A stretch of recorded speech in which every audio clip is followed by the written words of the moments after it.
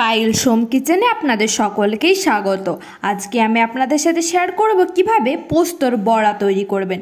খুব কম সময়ে এটাকে আপনারা বাড়িতে তৈরি করে নিতে পারবেন, আর এর সাথে ভাত, এক থালা গরম ভাত অনায়াসে খাওয়া যাবে। তৈরি করছি কিভাবে এই পোস্তর বড়া, সেই রেসিপিটাই শেয়ার করছি। তার জন্য আমি নিয়ে নিয়েছি একটা বাটির মধ্যে হাফ কাপ পোস্ত। এবার পোস্তর মধ্যে আমি দিয়ে দেব প্রায় 3 টেবিল স্পুনের মতো জল দিয়ে পোস্তটাকে 10 মিনিট ভিজিয়ে রাখবো, তাহলে সহজেই বাটা যাবে। 10 মিনিট এইভাবে নাড়াচাড়া করে একটু ভিজিয়ে রাখতে হবে।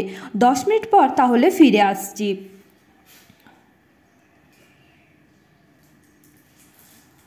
পোস্তটা খুব ভালো মতো করে জলের মধ্যে ঢুকে গিয়েছে। এবার মিক্সির মধ্যে দিয়ে আমি এটাকে পেস্ট বানিয়ে নেব, আর কোনো রকম জল দেব না। জল ছাড়াই যে এক্সট্রা জলটা ছিল সেটা দিয়েই পোস্তটাকে বেটে নিতে হবে, আর আলাদা করে জল দিচ্ছি না। এবার এটা একটা পাত্রের মধ্যে ঢেলে নিলাম। এবার এর মধ্যে কিছু উপকরণ মিক্স করব। প্রথমেই দিয়ে দেব পেঁয়াজ কুচি। 2টো মিডিয়াম সাইজের পেঁয়াজ একেবারে কুচি করে রেখেছিলাম, সেটা এর মধ্যে দিয়ে দিলাম। এবার দিয়ে দেব চালের গুঁড়ো 2 টেবিল স্পুন। নুন দিয়ে দেব স্বাদ মতো, প্রায় হাফ টিস্পুনের মতো নুন দিলাম। এবার পোস্তর সাথে সব উপকরণ ভালো করে প্রথমে চামচের সাহায্যে নেড়ে নেব, তারপর হাত দিয়ে একটা ডোয়ের আকারে বানিয়ে নেব। আর এখানে কোনো রকম জল ব্যবহার করা চলবে না, যে জলটা ছিল সেটা দিয়ে ভালো করে মেখে নিতে হবে। ঠিক এই রকম ঘনত্বের একটা ব্যাটারের মতো আমরা বানিয়ে নেব। এবার এগুলোকে ভাজার জন্য আমি গ্যাসে কড়াই চাপিয়ে দিয়েছি। কড়াইটাকে খুব ভালো মতো করে গরম করে নেওয়ার পর সরষের তেল দিয়ে দেব 4 টেবিল স্পুন।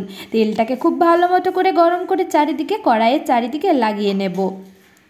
এবার পোস্তর বড়ার ডোটা থেকে একটু নিয়ে আমি গোল করে নিয়ে তারপর কড়াইয়ের মধ্যে দিয়ে একেবারে চ্যাপ্টা করে দিচ্ছি। ঠিক এই রকমভাবে প্রথমে হাতে একটু গোল করে নিয়ে নিলাম, তারপর কড়াইতে দিয়ে এইভাবে করে চ্যাপ্টা করে দিচ্ছি। যেহেতু গরম তেল আছে তাই সাবধানে এই চ্যাপ্টাটা করবেন।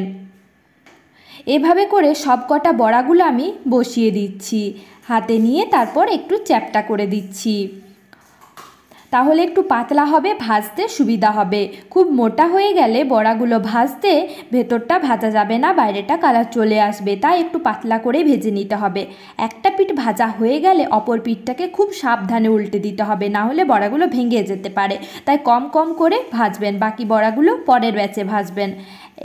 4 থেকে 5টা বড়া একবারে ভাজবেন, আর বেশি ভাজতে যাবেন না। ফ্লেমটাকে লোতে রেখেই এই পুরো রান্নাটা করতে হবে। লো ফ্লেমে বড়াগুলোকে ভাজতে হবে। খুব সাবধানে উল্টে পাল্টে লাল লাল করে ভেজে নিতে হবে, যাতে না বড়াগুলো ভেঙে যায়, তাই একটু খেয়াল রাখতে হবে। এভাবে করে আরেকটা পিঠ লাল লাল হয়ে গেলে আরেকটা পিঠও উল্টে ঠিক একইভাবে একেবারে লাল লাল করে ভেজে নিতে হবে লো ফ্লেমেই। এভাবে করে ভেজে নেওয়ার পর এগুলো তুলে বাকি বড়াগুলো ঠিক একই পদ্ধতিতে ভেজে নেব।